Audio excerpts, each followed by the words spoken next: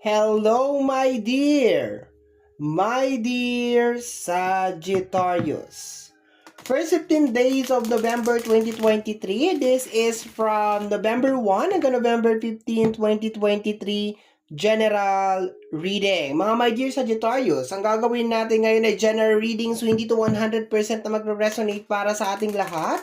So please, lower your expectation pagdating po sa mga general reading.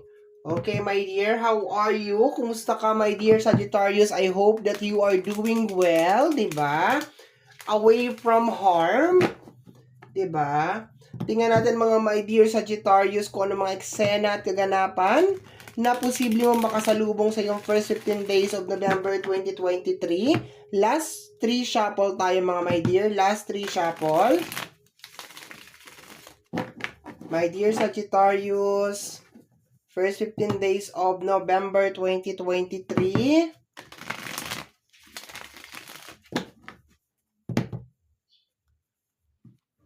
Okay, last one. Tapos cut na natin into 3. Jumping card tayo ngayon mga my dear, jumping card. Okay. Hanapin na natin my dear ang iyong first card. First card ng ating mga my dear Sagittarius. Anong energy to? Okay. Ayun na siya.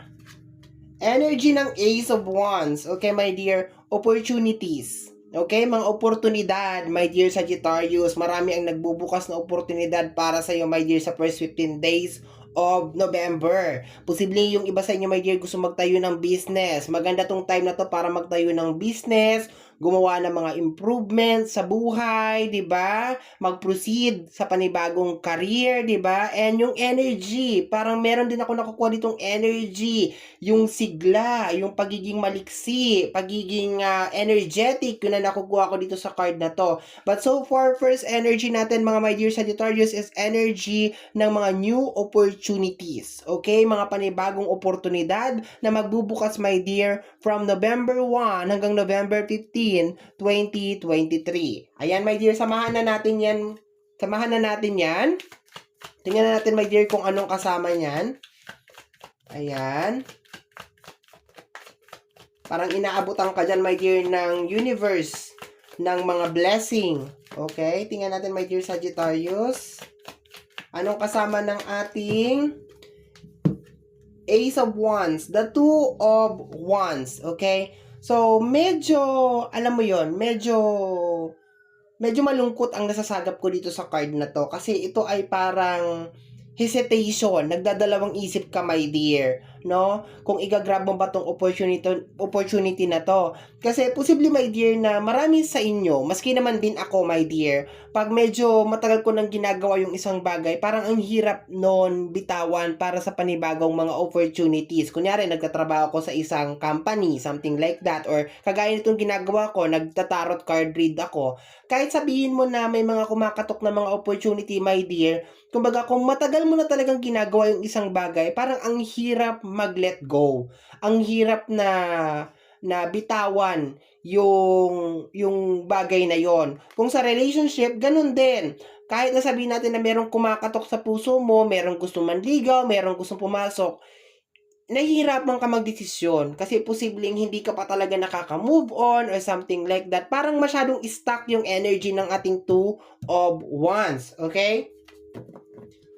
Tingnan natin, my dear, anong kasama ng ating mga cards, ng ating Two of Wands. Anong susunod sa ating Two of Wands?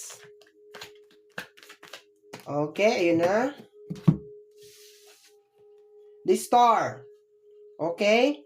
So, follow your dreams, my dear. At the same time, balance your emotion din, my dear. Huwag ka masyadong magpa-carried away sa nararamdaman mo. Ang mahalaga kasi dito, my dear, saan ka ba masaya?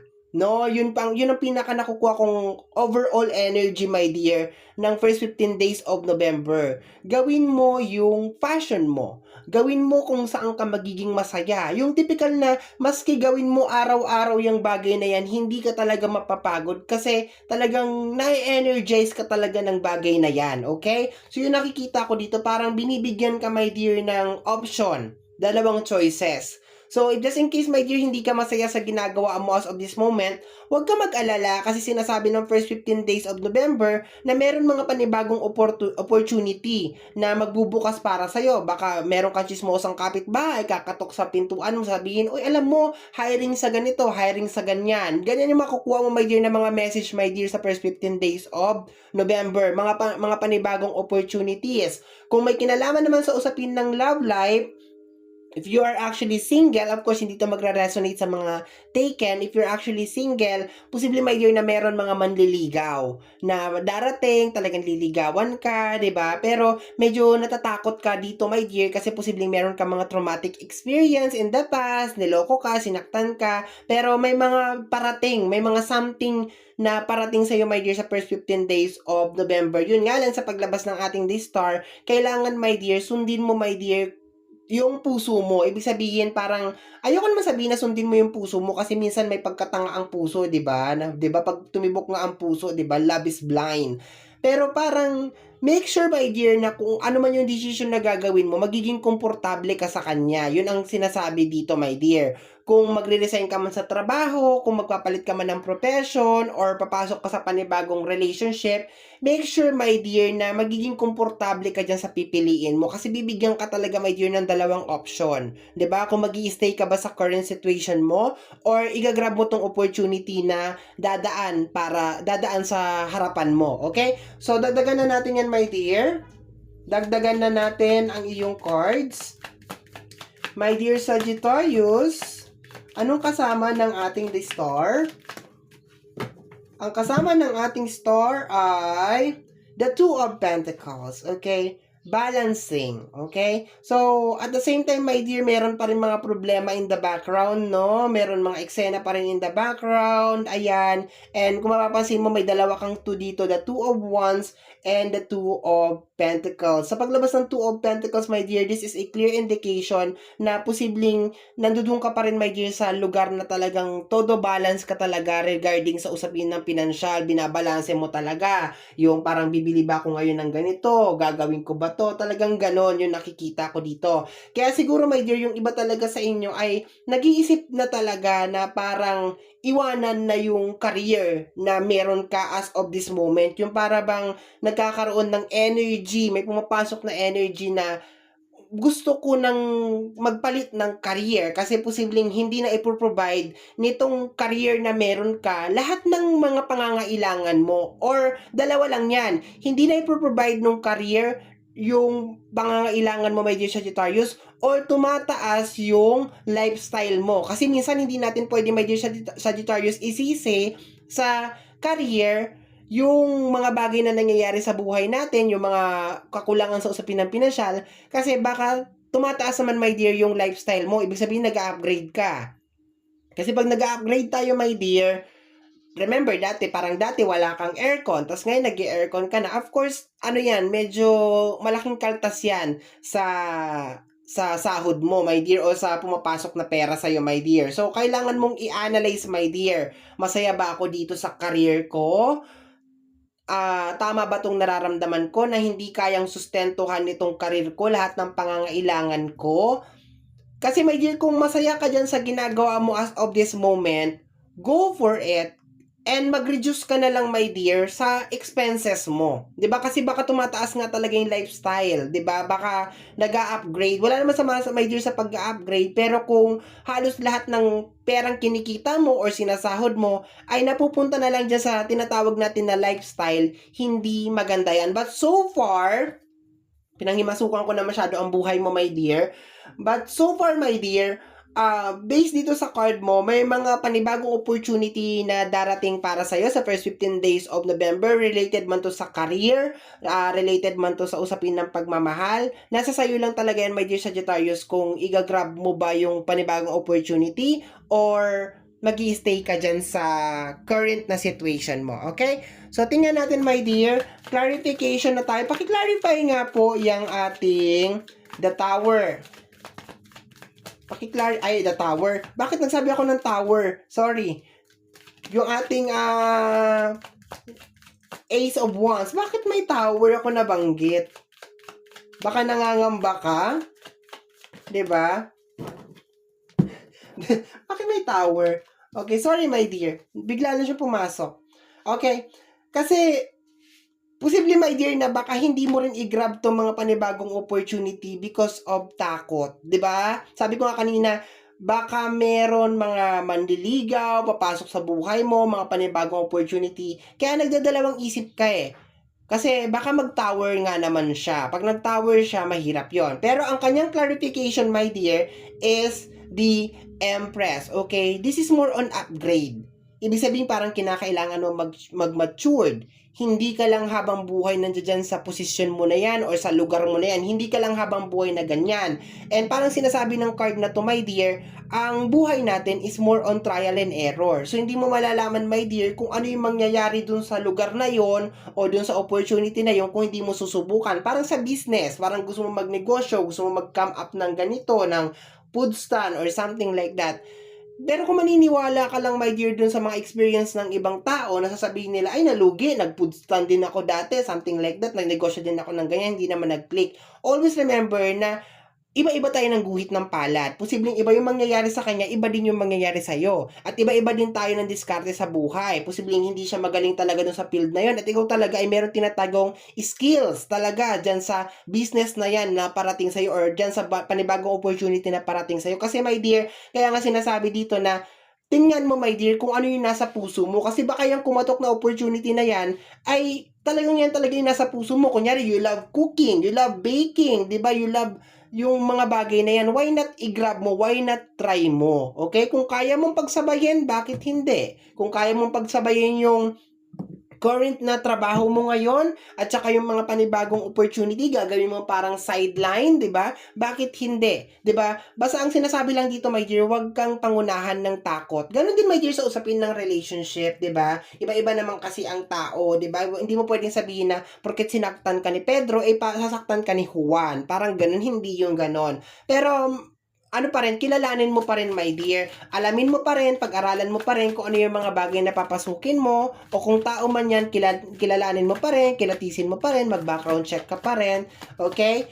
Paki-clarify po ang ating Two of Wands. Ang kasama niya is the Three of Pentacles, okay? So, this is more on collaboration. So, yung parating, my dear, na blessing sa'yo is more on collaboration. Ibig sabihin, meron ka dito mga makakasama. Para siyang grupo. Posible din, my dear, na magkakaroon ka rin dito ng amo. 'Di ba? Posibleng maraming amo. Yun ang nakikita ko dito. Or grupo, yun nakikita ko dito. Ito yung mga panibagong opportunity na nakikita ko dito, okay? Mamaya naman, ipilosopo muna naman ako. Paano po sa love life? Ang parating din ba isang dosena? Isang dosenang babae, isang dosenang lalaki? Hindi, syempre isa lang. Pero kung 'di ba, malay mo dalawa, 'di ba? Pero this is more on lalo na sa usapin ng natawa naman ako doon.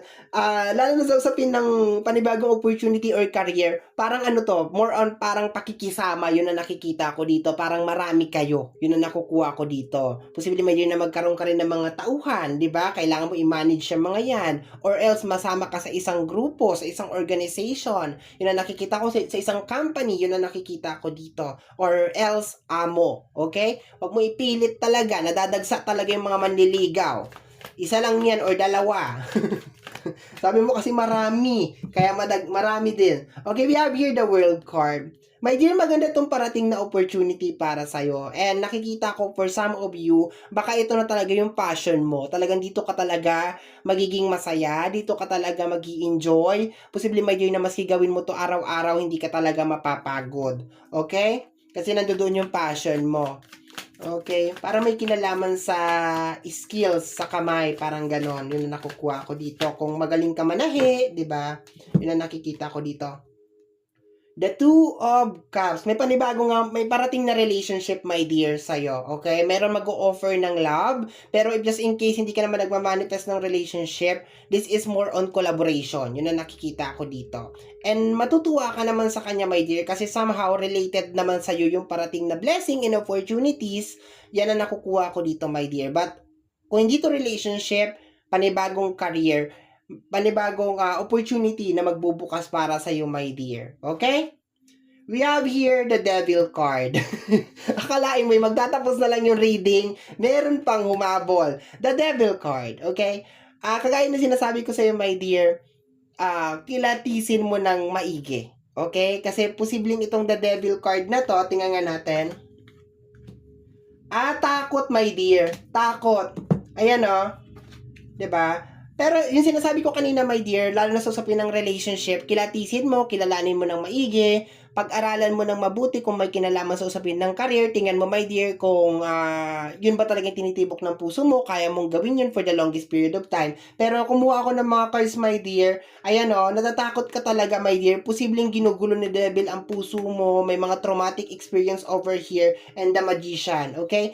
My dear, if I were you, just grab the opportunity. Habang may buhay, my dear, may pag-asa. Grab mo lang, my dear, yung mga opportunity na papasok. And sa ngayon, my dear, kino-congratulate na kita. And for some of you, you cannot have it all. Hindi mo talaga kayang pagsabayin yung mga bagay-bagay. Hindi pwede na meron ka nito, meron ka rin nito. Okay? So, my dear, yan ang reading mo para sa yung first 15 days of November 2023. Somehow, my dear, kung nagustuhan mo to, especially kung napadaan ka lang, don't forget to subscribe.